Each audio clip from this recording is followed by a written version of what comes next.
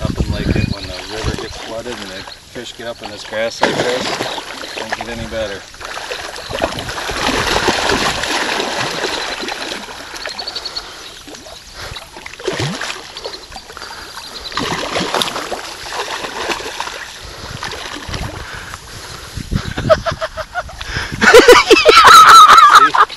Just like that. You don't always need to shoot them. This is what you call catch and release.